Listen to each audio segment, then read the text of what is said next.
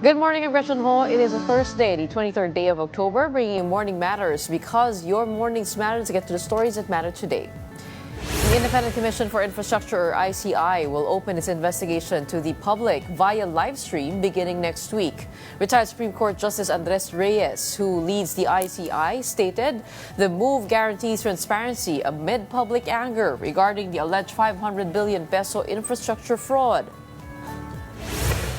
House Speaker Boji D fulfilled his promise to release a statement of assets, liabilities, and net worth to the public amid widespread anger over rampant corruption. D's SALN disclosed a net worth of not more than 74 million pesos and listed 16 relatives currently holding government positions. And we will dive deeper into the gravity of corruption and possible solutions to end it. Stay with us because former Senate President Frank Trilon and People's Budget Coalition co-convener Ken Abante will join us later.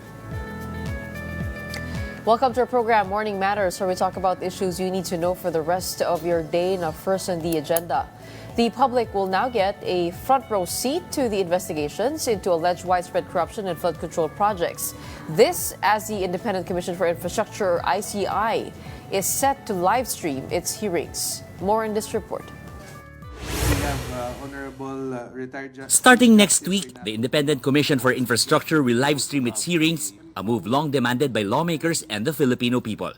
The announcement was made by ICI Chairperson and retired Supreme Court Justice Andres Reyes during the Senate Committee on Justice and Human Rights hearing. We don't have the facility and we don't have the rules of procedure, but we will already shorten the procedure in spite of no rules allowing us. We will now go on live stream next week. Since September 11, the ICI has been holding closed-door hearings.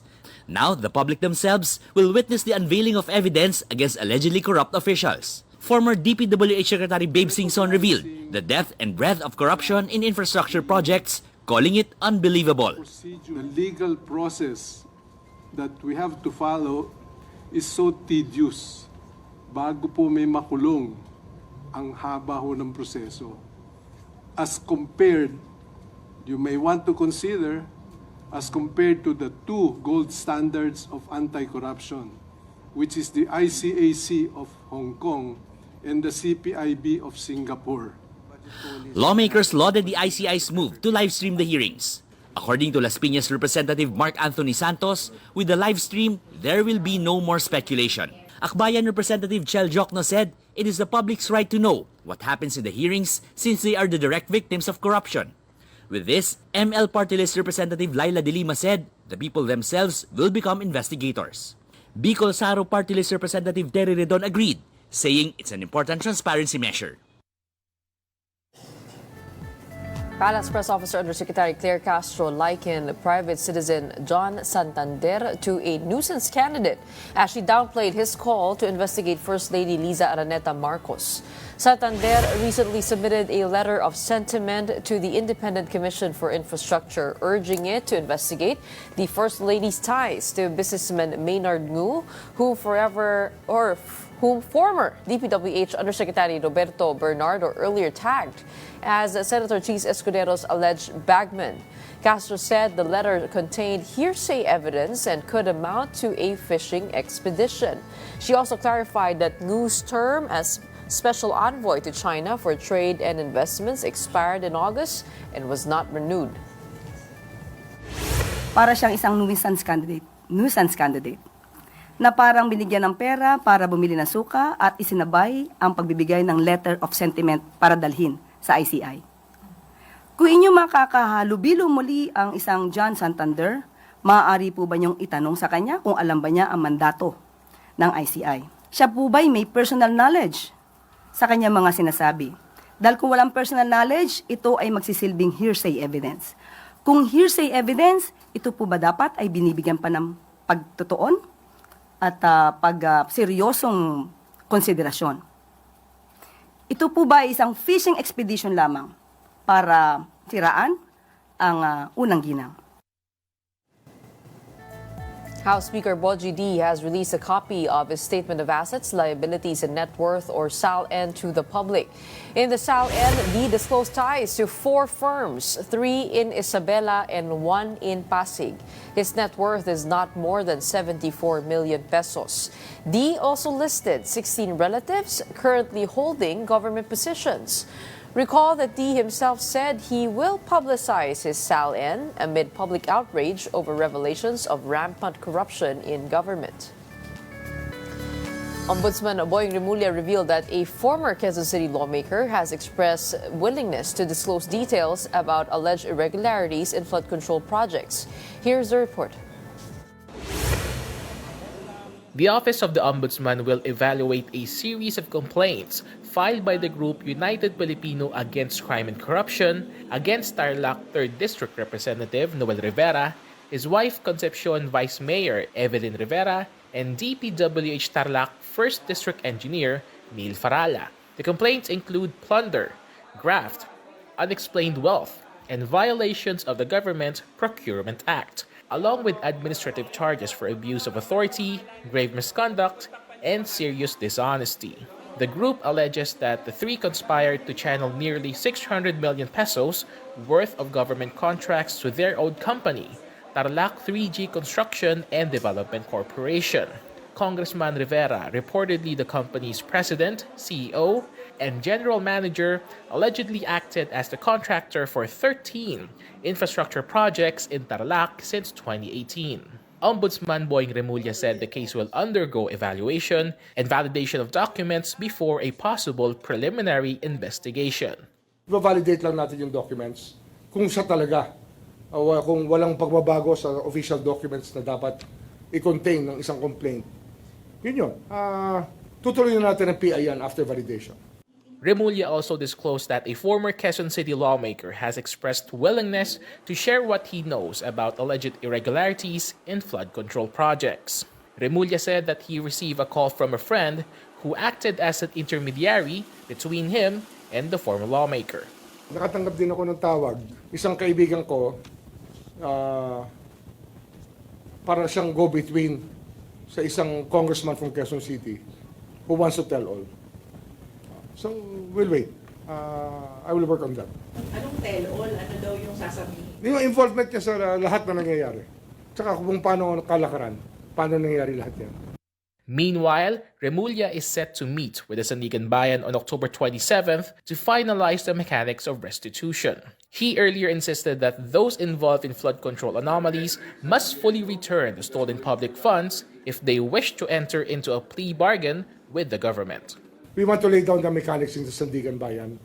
Kasi lahat ng ganito will end up with plea bargaining. At yun ang talagang ending yan. We should seek the court's clearance para matapos yan. Bye-bye.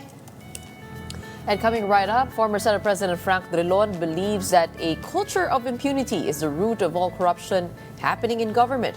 That and more when Morning Matters returns. Keep it here.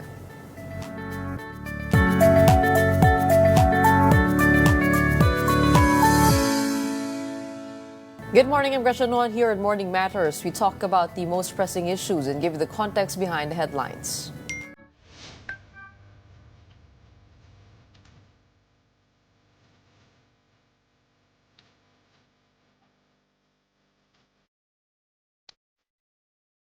Former Senate President Franklin Drilon expressed caution over the proposed Senate Bill 1215, which seeks to create an independent People's Commission to investigate anomalies in government infrastructure projects. According to Drilon, the Ombudsman already has the constitutional mandate to conduct such investigations, saying what the country needs is a stronger system of accountability, not more investigating bodies.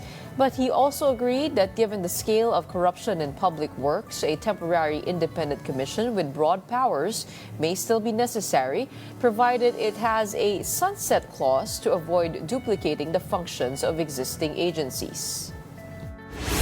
Having said that, we must strengthen our institutions of democracy that would exact accountability rather than keep on adding bodies. In favor of the proposed commission, but it must be an ad hoc. It must have a sunset clause rather than perpetually having a duplication of functions.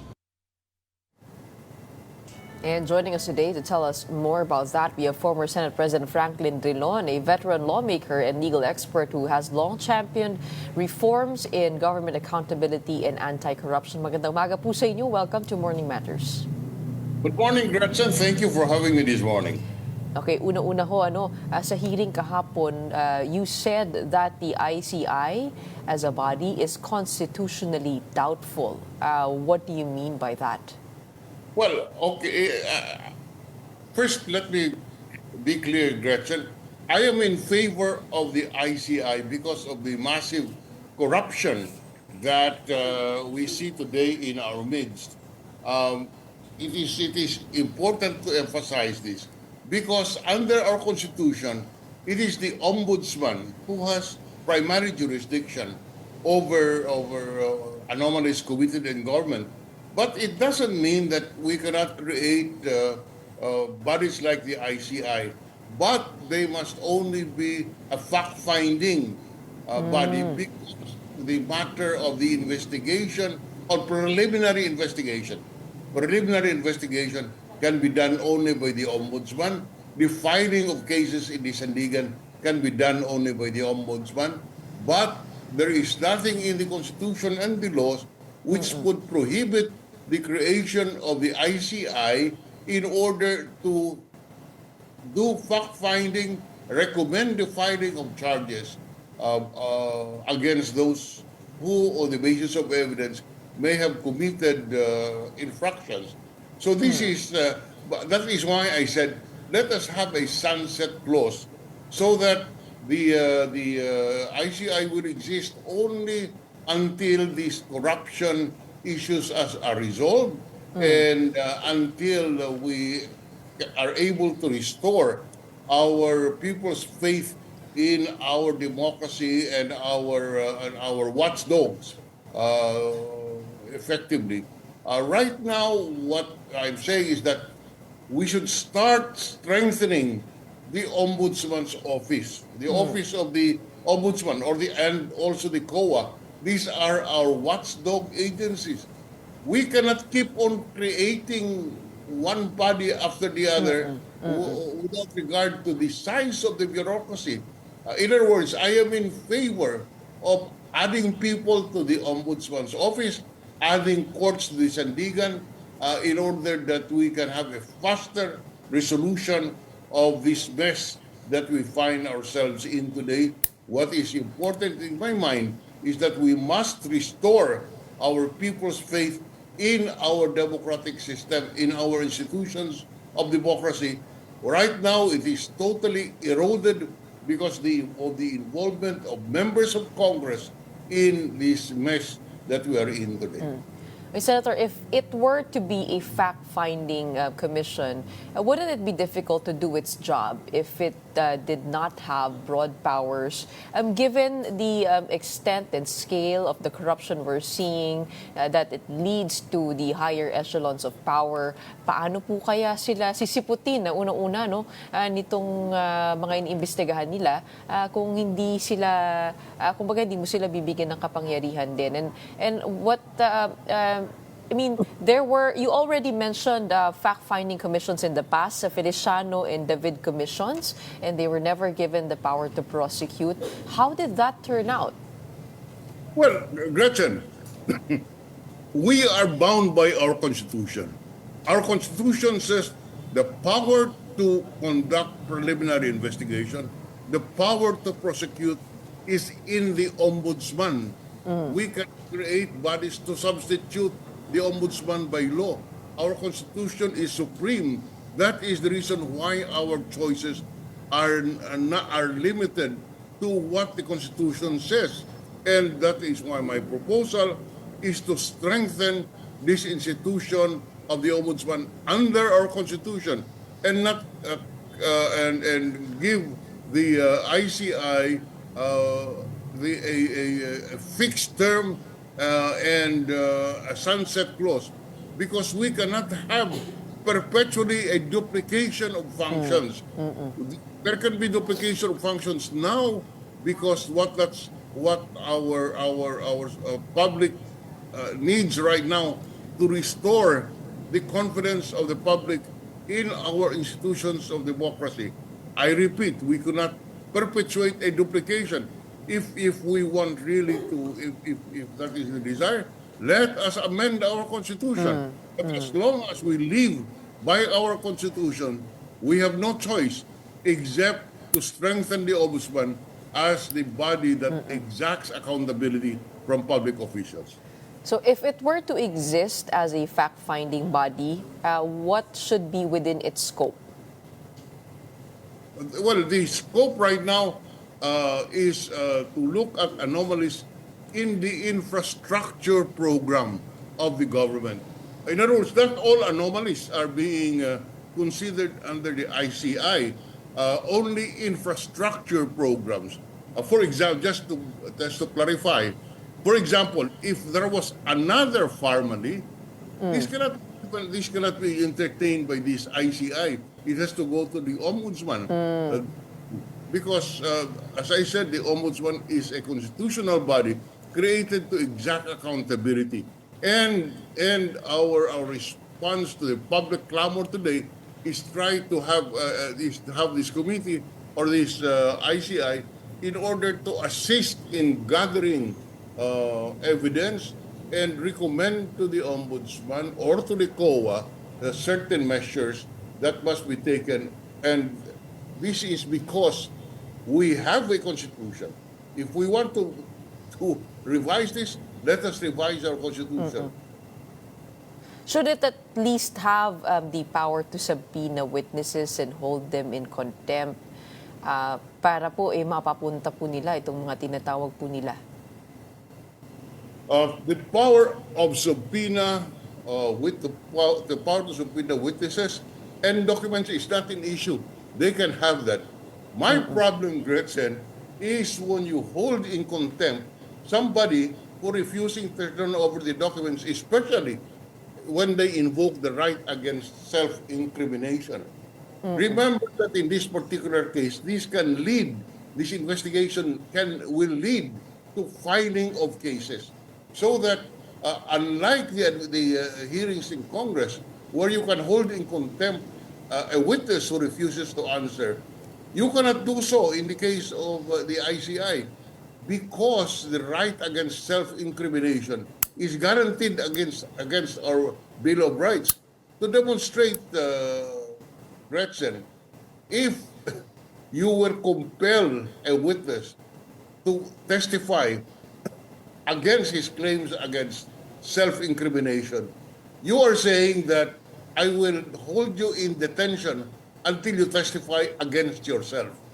That is not acceptable. And there, yes, the right of the power to contempt should be given, but this the power to hold somebody in contempt to comply with the orders of the ICI must be viewed in the light of the invocation of the right against self-incrimination under our Constitution.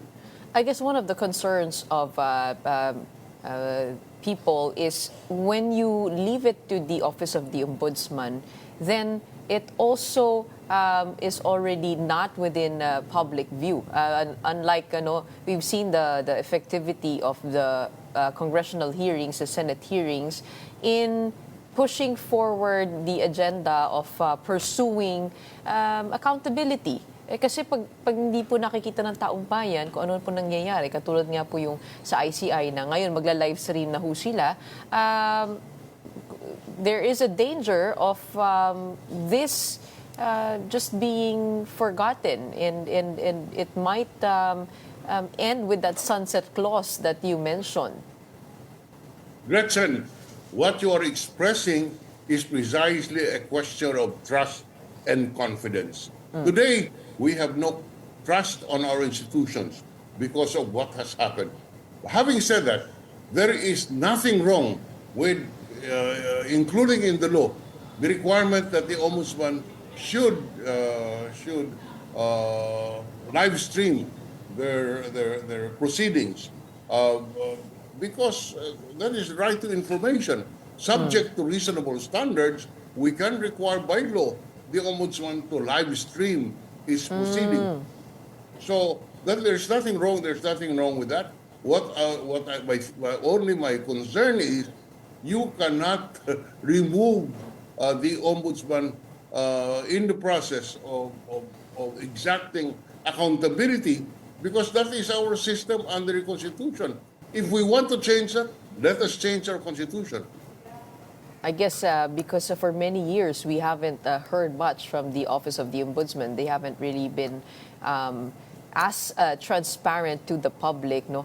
So that is one of the challenges for the current office. But when it comes to this Senate bill on Infrastructure Anomalies Investigation Act of 2025 or 1215.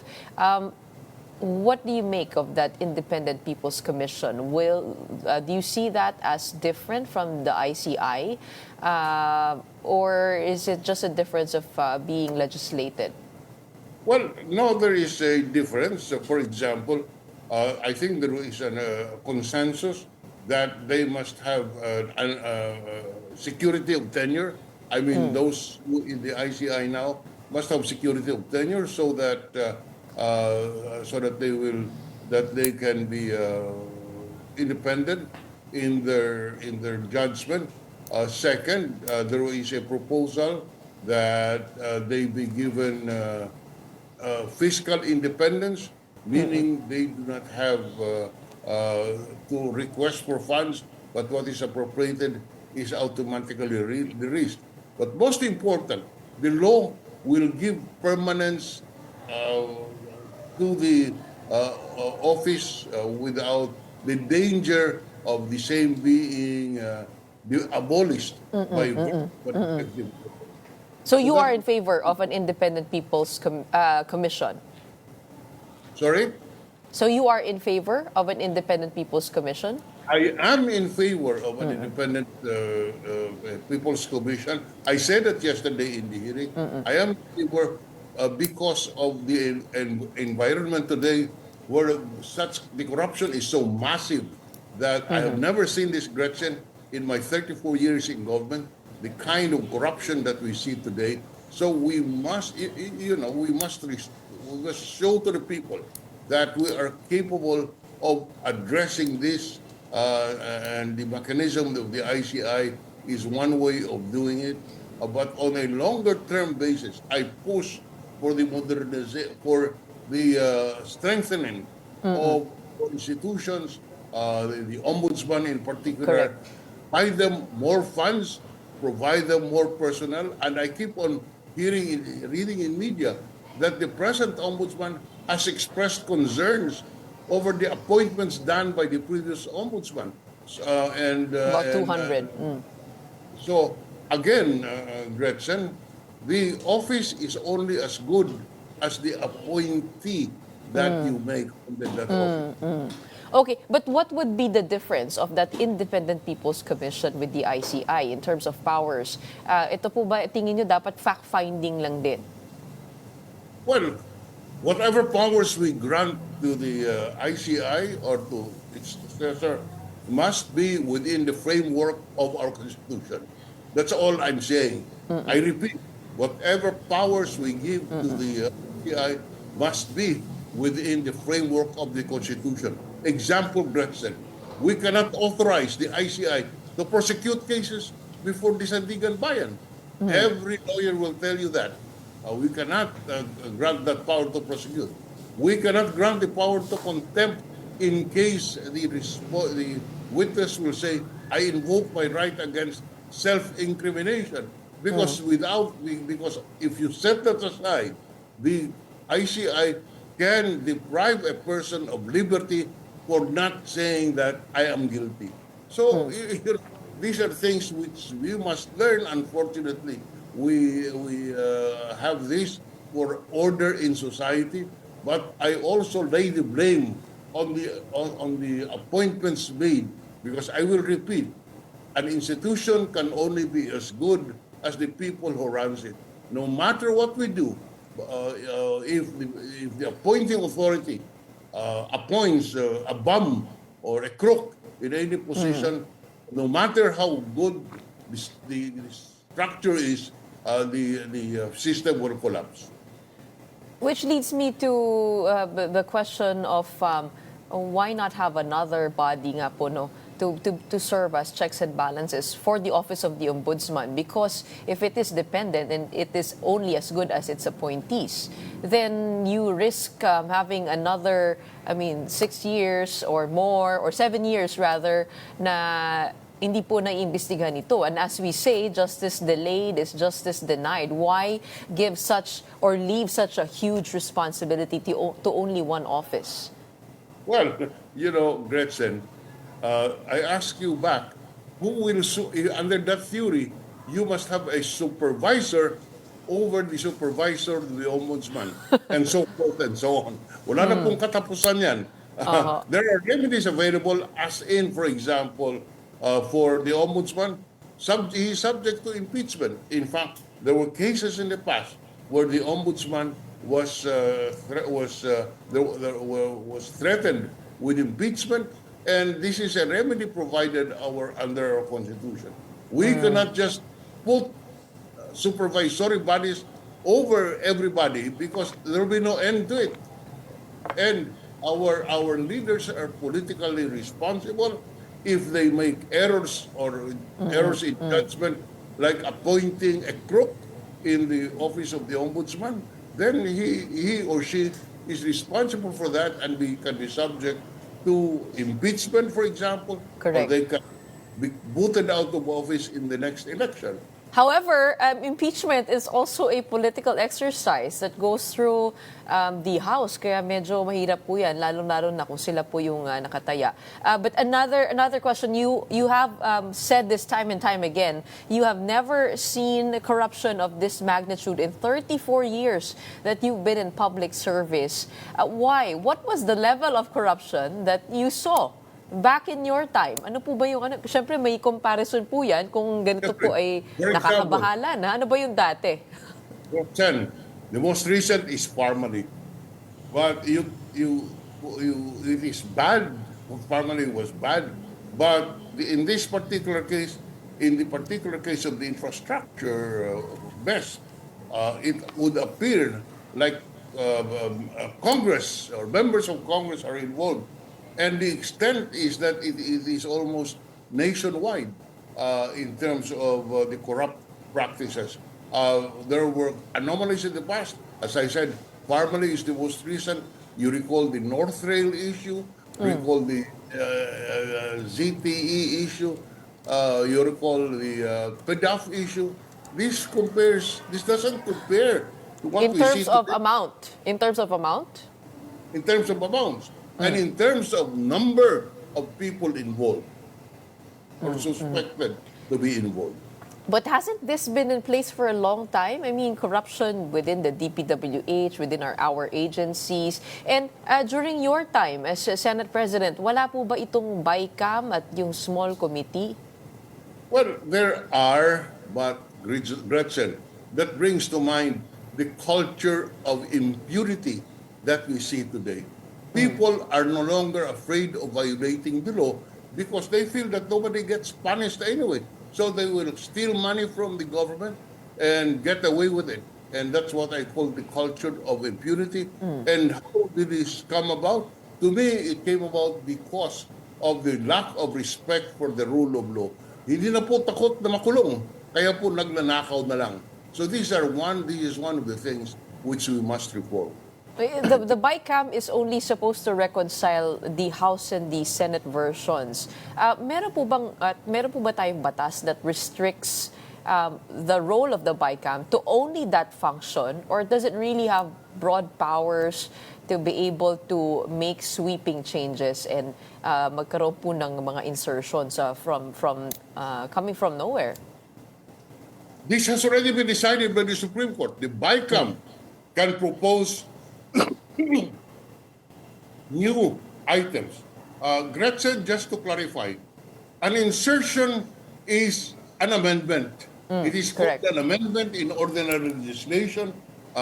In the national budget, it's called an insertion, which has acquired such a bad name. But at bottom, these are both amendments. To say that the BICAM cannot, in the process of reconciling, cannot decide on new items is a limitation on the plenary power of the members of the representatives of the people to enact laws. And the Supreme Court, let me emphasize, has already ruled that the powers of the bicameral conference committee is plenary. They can propose new items in reconciliation of the differences between the House and the Senate version. And going to the amendments that were done in the past budgets, yung ilan sa mga question po doon, yung unprogrammed appropriations, pati yung paglilipat ng mga budget from the, I think, the Department of Education and Health going to the DPWH, mas malaki po yung budget noon. If you compare the amendments done during your time and this time, would you call it also egregious? The amendments today, and the amendments that were proposed in the past, you would consider as petty cash if you look at the extent of the insertion that we see today. The corruption is massive, and it involves massive participation by the Congress and certain members in the executive branch. Hindi naman po pwede na Kongreso lang ito because in our system, the power to authorize expenditure is in Congress, but the power to release the funds is in the President upon the recommendation of the Department of Budget and Management. So, I repeat, the power to authorize is with Congress, but the power to disburse is with the executive. Even if we do all kinds of authorizations in Congress, if the executive will not release, there is nothing you can do because that is part of our system, and therefore the remedies are: you impeach the president, you file charges against the congressmen and the senators, and you must have the agency that will exact compliance strengthened and independent. But so the executive is accountable if we follow that train of thought.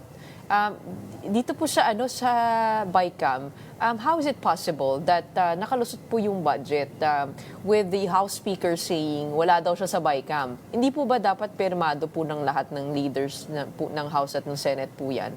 How does the BICAM really work? Because if nakakalusot po na hindi lang umatin o hindi pumirma, paano po pumapasa po yun? Ilang tao lang po ba yung dapat pumirma doon? Gretchen, ang budget literally is about 6 inches high, thousands of entries. I don't know, 40,000 entries. It is simply impossible for the members of Congress to go over it line by line. But it doesn't mean that there is no check and balance. The Department of Budget and Management knows this budget from birth. In other words, at the start of the conceptualization of the budget, alam po ng DBM yan. When the Congress authorizes expenditure of the funds and inserts expenditures which are not in the original President's budget, alam po ng DBM yan. After the BICAM report is submitted, both chambers have the right to disapprove the BICAM report. After the BICAM report is approved and General Appropriations Bill, the President has the right to exercise line item veto, meaning that the President can veto items of appropriation which are not consistent with its national policy or which is tainted with corruption. So there are checks and balance all over the place. It's just the failure of the people manning the system that this system has failed. Checks and balances that have not worked and have allowed these kinds of budgets to pass. Finally, what do you make of this proposal by former Associate Justice Adolf Ascuna to have some sort of a writ of quitam, where a private person can sue on behalf of government for violations, acting as a whistleblower of some sorts, and speaking on fraud committed by companies and individuals. I mean, yung writ of quitam kasi allows an ordinary person to be a whistleblower and to somehow get a reward after. Strengthening what people can do. Because sa ngayon, ano po ba yung nagiging proseso? Is this all but left to government to handle? What is within the power of the people here, ordinary citizen? Well, firstly, I respect my good friend Justice Adolf Ascuna. Unfortunately, I have not read in detail what he proposes, and therefore, but in general, as a general concept, people should have the right to raise these anomalous transactions in complaints before the ombudsman and in the courts. In fact, one of the proposals in this ICI charter pending in the Senate is that you must exempt from liability the people who would work on exposing these anomalies because of the danger of the disincentive if one is sued for abuse of authority by those you charge, you are helpless. So one of the proposals is to strengthen the process is to exempt the members of the commission from liability for actions that they have done. Gretchen, I can talk out of personal experience. When I was assisting President Aquino during the coup d'etat and filing cases as Secretary of Justice, I was sued for damages for abuse of authority. So there is really a need to protect our whistleblowers, our officials, exactly accountability for frivolous suits. The members of the monetary board faces a lot of cases because of the closure of the bank for abuse of authority. That is why in the charter of Banco Central, the members of the monetary board are shielded from such cases. So there are ways of doing it, but I repeat, at bottom, Gretchen, it is the people who would man the system to make the system workable. If you appoint a crook, you will have a crooked system. We hope to make government more efficient and effective in its role and not just to add layers of bureaucracy, but also at the same time, we hope to somehow make the system a lot better. And we hope to find solutions for that. In the meantime, maraming salamat po sa inyo for your time today and for weighing in on with us here at Morning Matters. We have former Senate President Franklin Drilon. Thank you, Gretchen. Don't go away. We'll continue our conversation about the massive corruption in government with People's Budget Coalition co-convener Ken Abante. Morning Matters will be back after a quick break.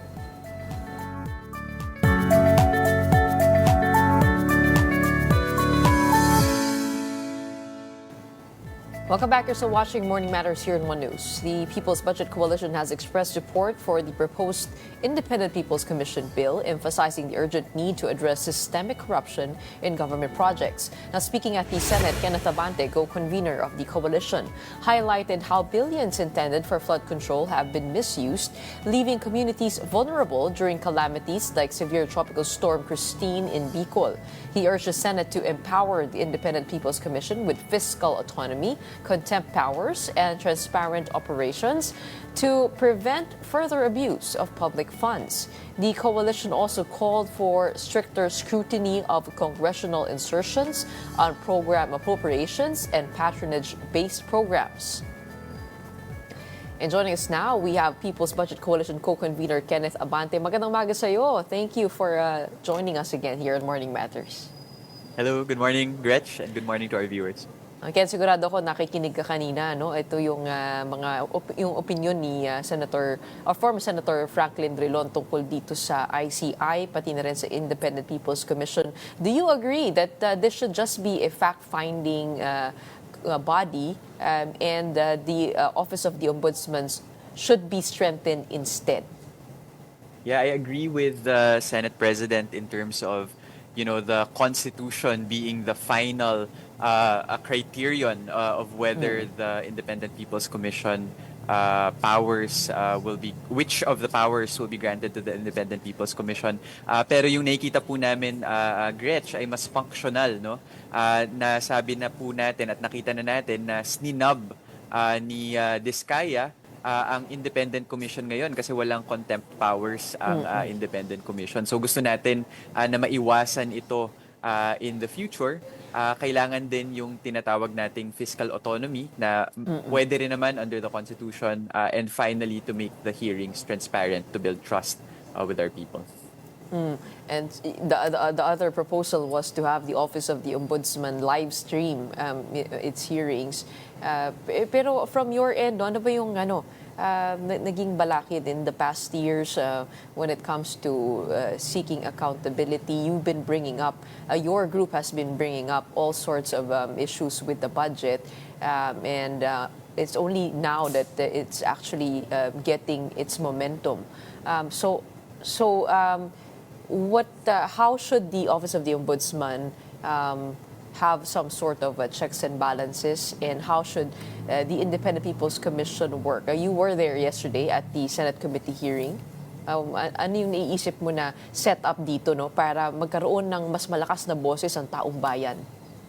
Right. I think the ombudsman should do its constitutional duty to hold people to account, no. And then part of the reason why we think the Independent People's Commission is necessary was because the previous ombudsman was not able to perform his task properly according to the Constitution, and even weakening a lot of the checks that are important for prevention of corruption. So, for example, weakening the SALN transparency, or the Statement of Assets, Liabilities, and Net Worth, which made it quite difficult to track unexplained wealth, the weakening of lifestyle checks, etc. There are existing tools that the ombudsman can use in order to prevent corruption, but these were not properly used as tools. I am not an expert in the justice system. I defer to the Senate President on these matters.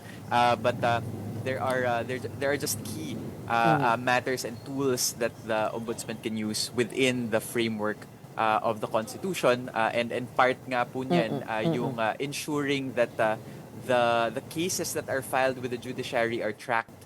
No, I was looking at I was listening to Representative Chel Jokno's interview the other day, at sinasabi niya na may mga kaso filed before the Sandigan Bayan na 40 years old na at hindi pa rin nare-resolve. So I think that's that type of transparency, both with the Ombudsman and with the judiciary, is critical to ensuring that our people, people's trust in the justice system is not eroded. Unfortunately, that has been the case.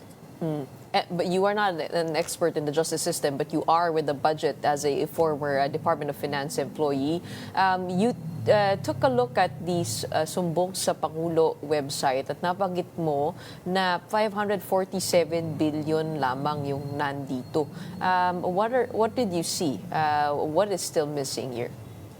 Yeah, so itong 547 billion pesos in flood control projects, ito yung mga nakapost sa Sumbong sa Pangulo website coming from years 2018 to 2025.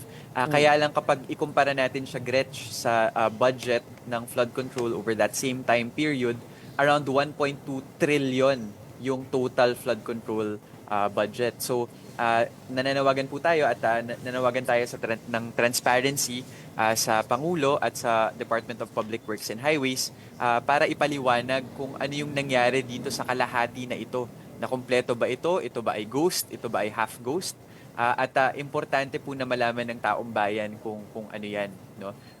The other way to be able to cross-check is that thankfully career servants from the PhilJEPs, yun yung Philippine Electronic Government Procurement System, and the Procurement Service DBM has released 2 days ago or 3 days ago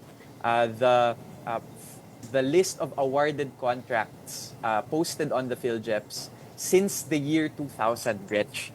These are 5 million contracts worth around 15 trillion pesos. So kaka-release lang yan. And what our volunteers are doing in the civic tech movement, yung mga nerds po who are analyzing the budget, is to check kung ano dito yung excluded from the Sumbong sa Pangulo website. So very soon, Gretch, we'll just need to double check. We have initial figures, but we want to be confident in the figures that we'll release to the public. Pero definitely may mga kontrata na hindi nilagay sa Sumbong sa Pangulo website. So kalahati lang yung nakikita natin dito sa website na ito. It's good that you're looking at this.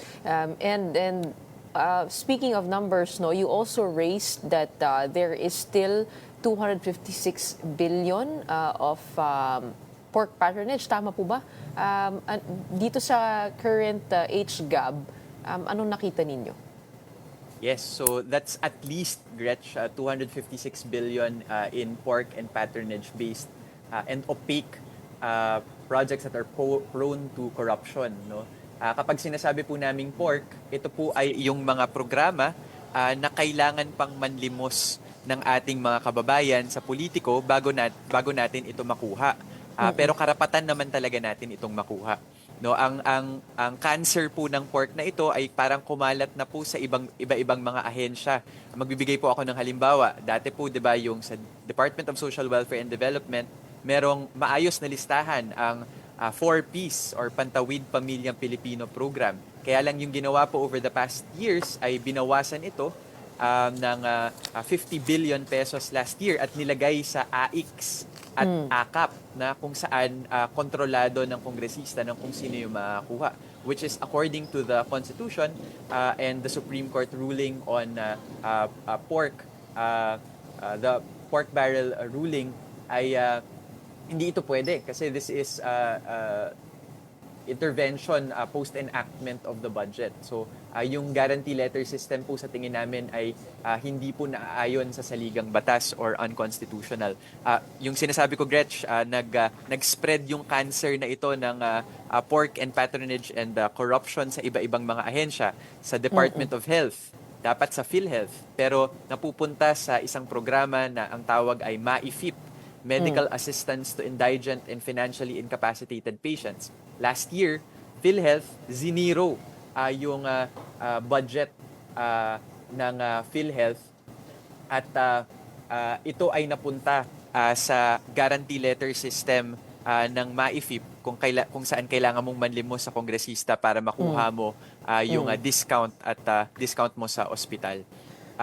Marami pang ibang halimbawa, Gretch, tulad ng sa Commission on Higher Education.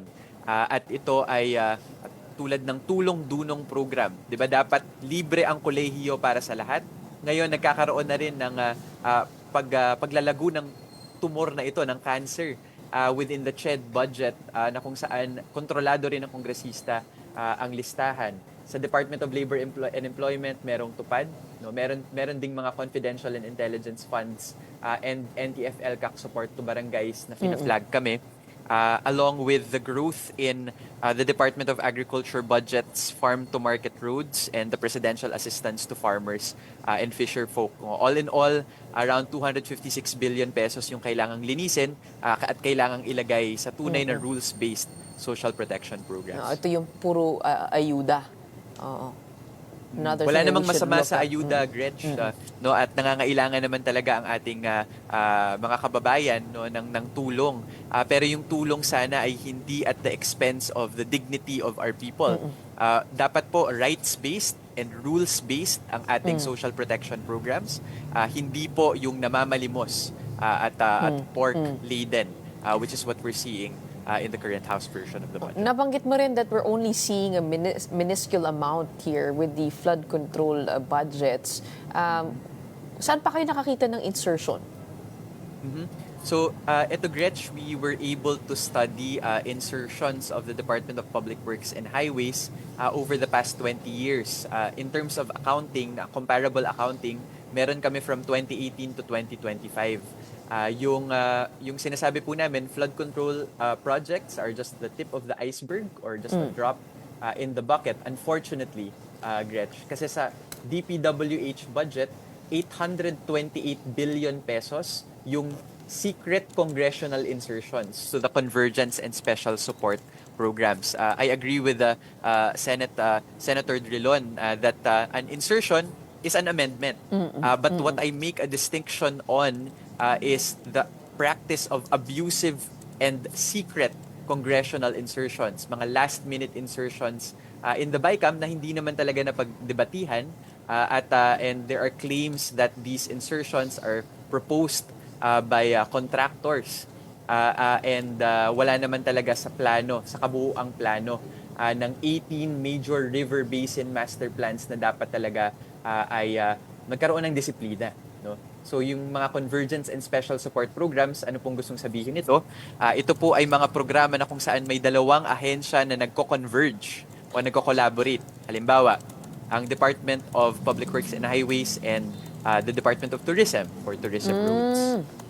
So the Transportation Department with the roads leading to airports and seaports.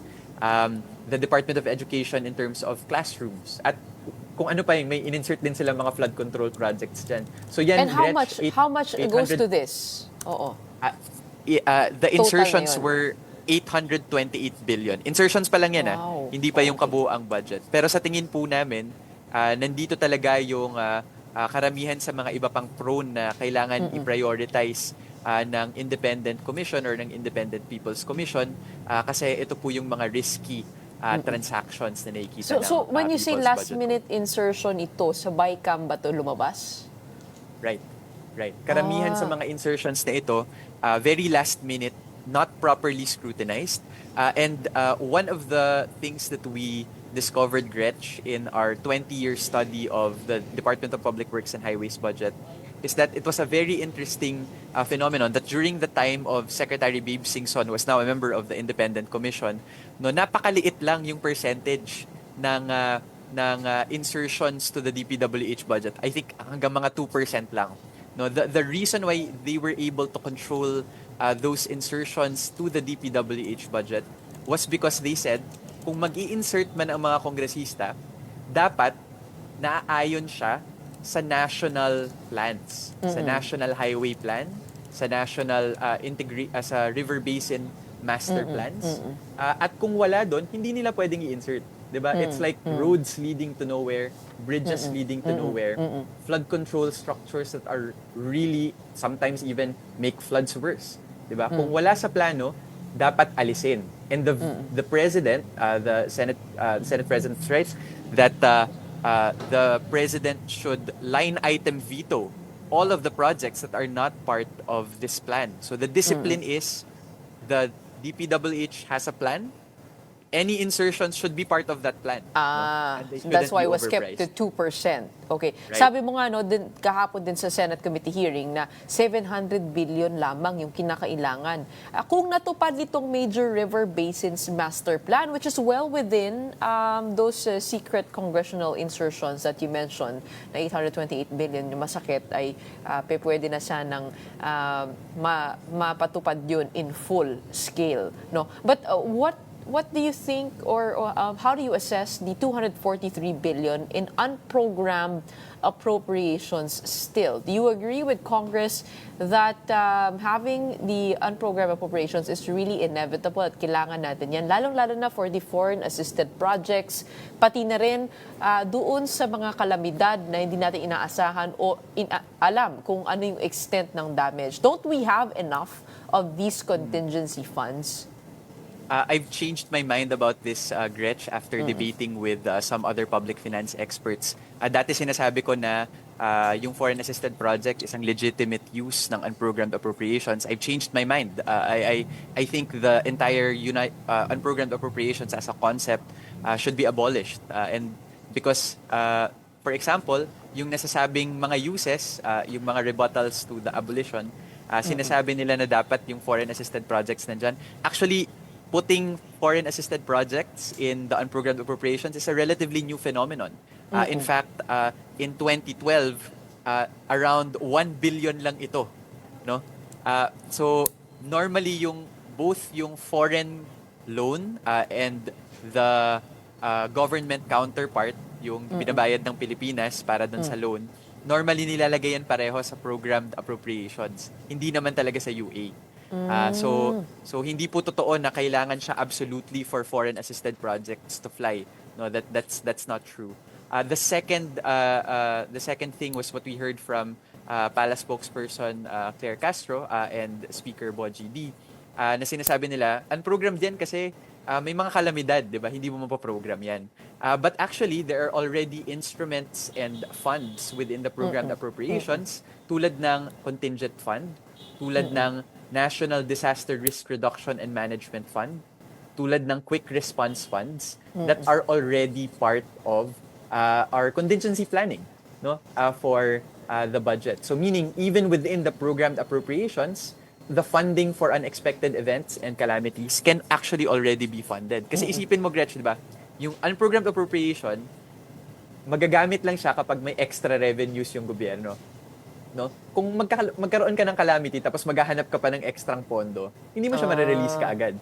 Kaya kailangan mo siyang ilagay sa programmed appropriation. Doesn't fit into that, specification. Okay. Right. Lastly, you said you had in mind reforms already for the budget process. Can we hear some of the proposed reforms?